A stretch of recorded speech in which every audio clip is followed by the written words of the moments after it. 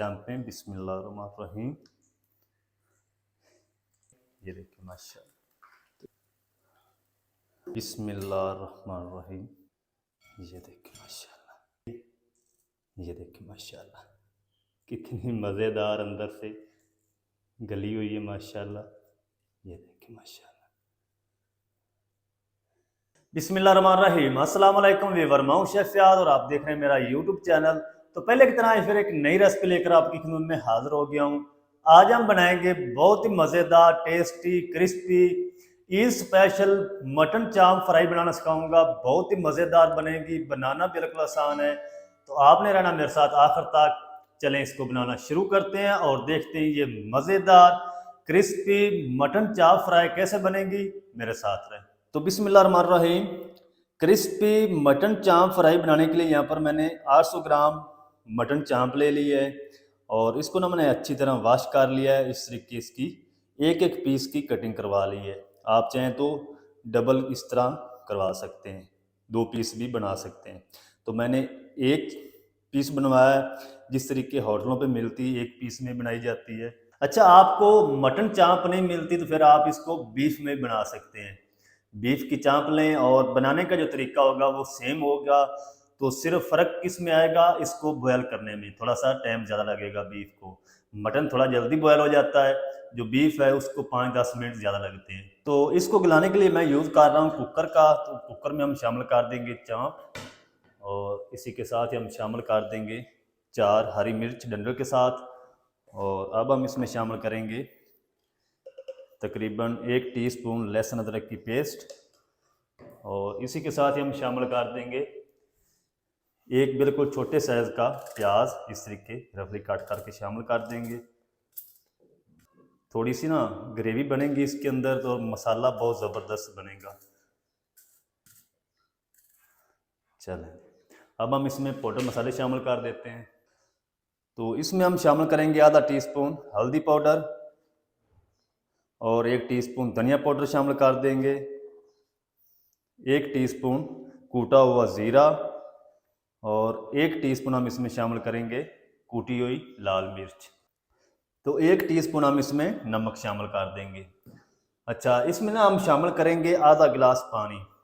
अगर आप बीफ में बना रहे हैं तो फिर आपने 1 गिलास पानी शामिल करना है। तो मैं इसमें आधा गिलास इसलिए शामिल कर रहा हूँ क्योंकि ये मटन है।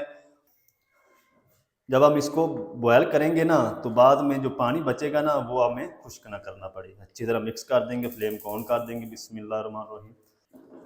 क्योंकि मटन ने अपना पानी भी छोड़ना है, तो बाद में अगर पानी ज़्यादा होगा, यखनी ज़्यादा बन जाएगी तो फिर खुश्क करना मुश्किल हो जाएगा। अगर यखनी आप साइड पे कर देंगे और बोटियाँ अलग कर लेंगे तो फिर चाप के अंदर ना टेस्ट नहीं आएगा, क्योंकि सारा टेस्ट जो होगा वो यखनी के अंदर होगा।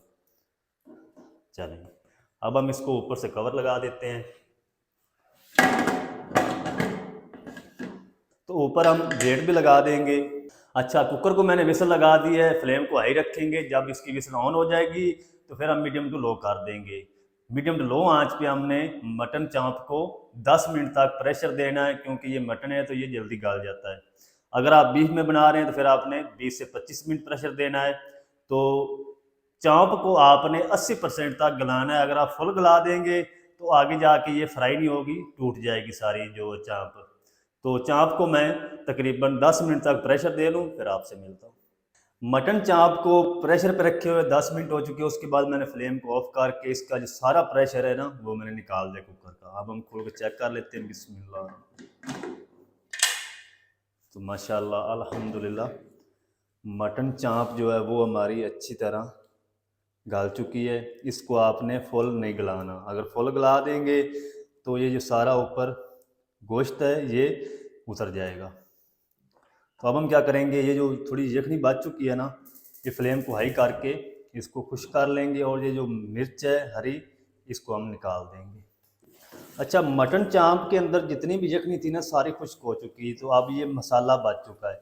तो फ्लेम को हम ऑफ कर देंगे और इसको ना अच्छी तरह ठंडा होने देंगे। जब ये ठंडी हो जाएंगी चांपें फिर हम इसके ऊपर कोटिंग करेंगे।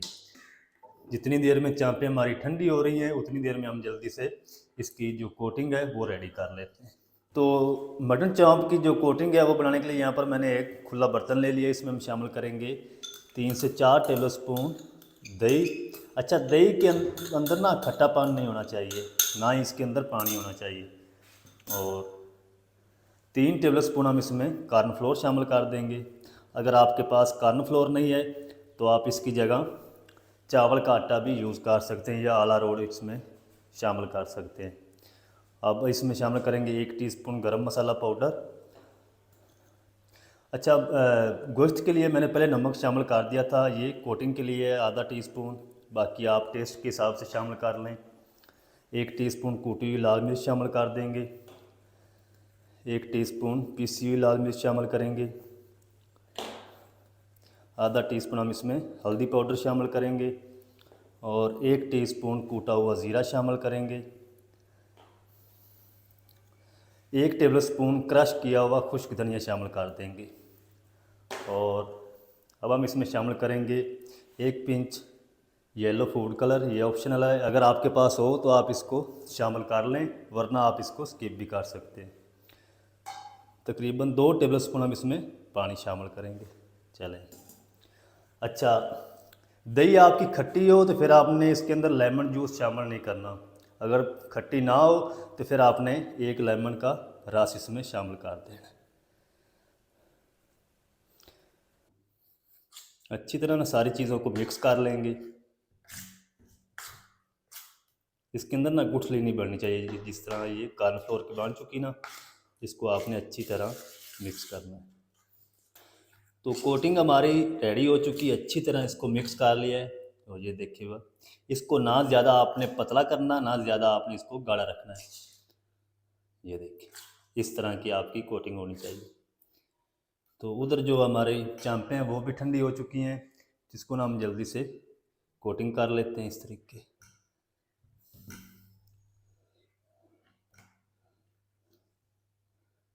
मसाला इसको अच्छी तरह लगाना आपने सारी साइडों से। ये देखिए इस तरीके, ये देखिए। तो सारा मसाला मैं इसी तरह चांपों को लगा लूँ, फिर हम इनको फ्राई करेंगे। मसाला लगा के ना हम एक ट्रे में रखते जाएंगे इस तरीके। तो चलें जी, माशाल्लाह इस सारी चांपों के ऊपर ना मैंने कोटिंग रेडी कर ली, लगा ली है। तो अब हम जल्दी से इनको फ्राई करते हैं। फ्राई कैसे करना है तमाम तरीका आपके साथ शेयर करूँगा। तो जल्दी से हम ना कुकिंग ऑयल को गर्म कर लेते हैं। तो यहाँ पर मैंने कुकिंग ऑयल को अच्छी तरह गर्म कर लिया। जब अच्छी तरह गर्म हो जाए तो फिर आपने फ्लेम को मीडियम टू लो कर देना है। तो अब हम ना इस टाइम पे आके इसके अंदर शामिल कर देंगे अपनी चांपें। बिस्मिल्लाहिर्रहमानिर्रहीम।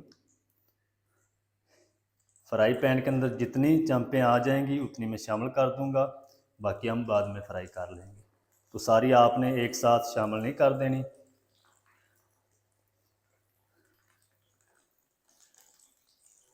चलें, 2 बार हम इनको फ्राई करेंगे। तो 1 मिनट तक ना हम इसी तरह इनको फ्राई होने देंगे, फिर हम इनकी साइड को चेंज करेंगे।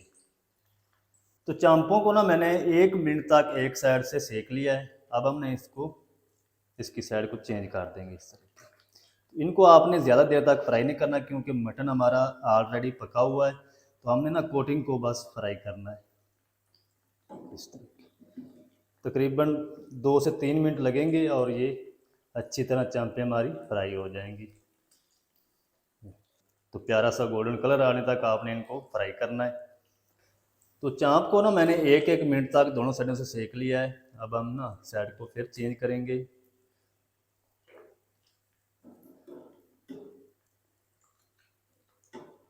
अभी कोटिंग रेडी नहीं हुई, अगर ज़्यादा देर तक एक साइड से सेकेंगे तो ये जल जाएंगी।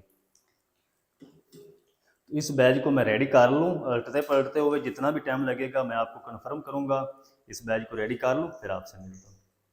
चांपों को मैंने आधा आधा मिनट फिर से दोनों साइडों से सेक लिया है। चांपें हमारी रेडी हो चुकी हैं, क्रिस्पी हो चुकी हैं। ये देखिए माशाल्लाह। तो इनको ना हम निकाल लेंगे। टोटल जो इनको मैंने फ्राई किया है वो 3 मिनट तक फ्राई किया है। ज़्यादा देर तक आपने इनको फ्राई नहीं करना। और इसी तरह जो बैच बच चुका है वो भी हम फ्राई कर लेंगे। फिर मैं आपको दिखाऊंगा ये कितनी मज़ेदार और क्रिस्पी बन चुकी हैं चांपें हमारी। चलें बाकी भी हम शामिल कर देते हैं। बिस्मिल्लाह।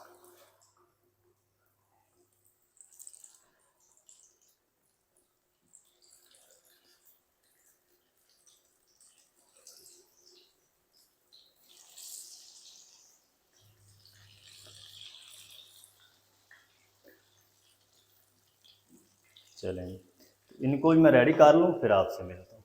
तो चलें जी, माशाल्लाह जी, उसी तरह मैंने दूसरा बैच भी रेडी कर लिया। ये देखिए माशाल्लाह कितनी ज़बरदस्त क्रिस्पी मटन चाप फ्राई हमारी बन चुकी है। तो चलें जी, बिस्मिल्लाहिर्रहमानिर्रहीम। ये देखिए माशाल्लाह कितनी क्रिस्पी और मज़ेदार मटन चाप फ्राई हमारी बनकर रेडी है माशाल्लाह। ये देखिए माशाल्लाह। तो ये देखकर माशाल्लाह कितनी मज़ेदार क्रिस्पी अंदर से जूसी हमारी मटन चाप फ्राई होकर रेडी हो चुकी है। ये देखिए माशाल्लाह कितनी मज़ेदार अंदर से गली हुई है माशाल्लाह। ये देखिए माशाल्लाह।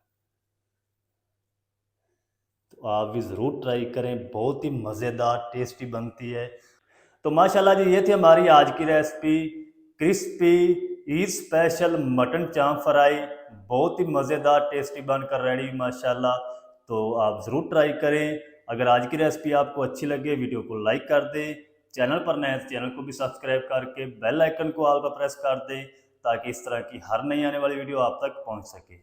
मिलते हैं एक नई वीडियो के साथ, तब तक के लिए शेफ फयाज को दीजिए इजाज़त। दुआ में याद रखें। अल्लाह हाफिज़।